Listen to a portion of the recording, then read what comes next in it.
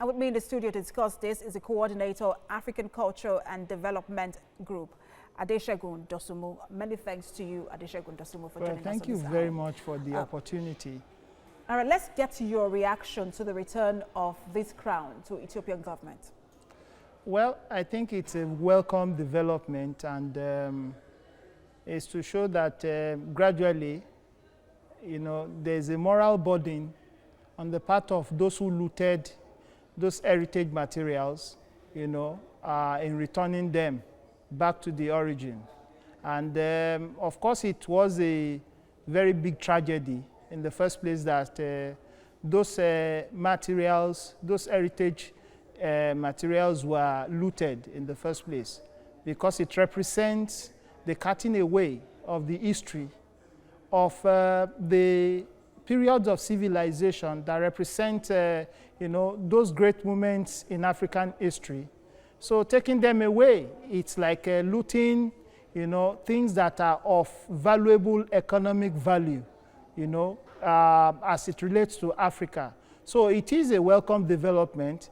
It is just hoped that, the Ethiopian government will maximize its use, turning it into a tourist object such that people will patronize it and they could make money for development through before that. We even get to how they can even turn it into a tourist object, this has generated conversations around the return of looted artifacts, from Africa.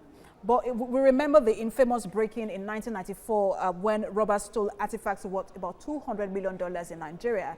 And now it has also raised another question, which is, does African leaders have, or does Africa have the needed infrastructure to keep these artifacts safe? Well, just as the moment is very important, the past is equally a pointer to the future.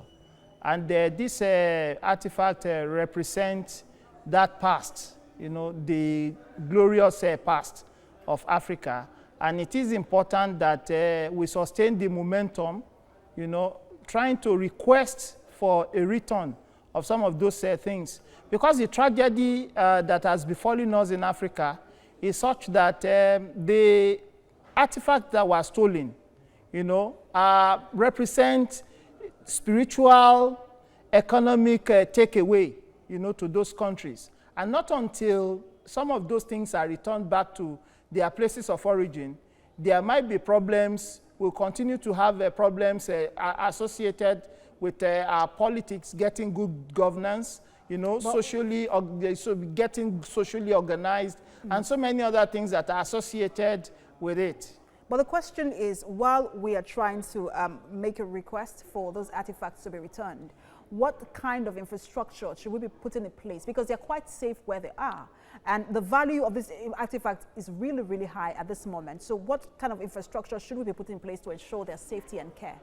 To talk about maybe safety, probably, is to question, whether it has been in safe custody in the first place before they were taken. I think what we can do is to augment what is on ground. Our national museums, should have people that are better trained in handling artifacts, and those conditions too that necessitate stealing artifacts. The authorities should try to mitigate those conditions, such that people will be least interested in them, and where there are no markets for some of these things to be disposed of, then definitely you can be sure that people will not be interested in picking them up. So it is important that for those artifacts that were returned, we should keep them well, we should preserve them properly, so that those people saying that we can't keep those materials will not be justified, with their claim that those artifacts cannot be protected, cannot be properly kept, by African governments and African institutions. All right, let me take you up on the fact that you rightly said that if they're returned, they can generate revenue in terms of tourism for the various countries. And we know that a lot of bronze work were taken from Edo State, Benin Kingdom in Edo State at the time. And then the British Kingdom has loaned some of those artifacts back to the Benin Kingdom. And some countries just don't even want to hear about it. So what channels should we be exploring now to ensure that those artifacts are returned? Well, the artifacts in questions are not just only tangible objects. They equally include the documents.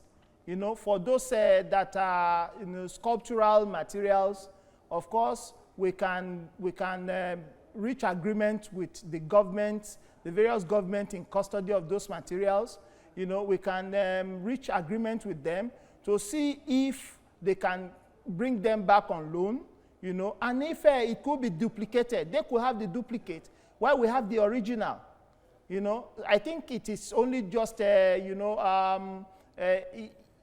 equity. You know, equity is served that way if we allow that kind of situation to exist. So it is important that for the people holding those artifacts, they should return them.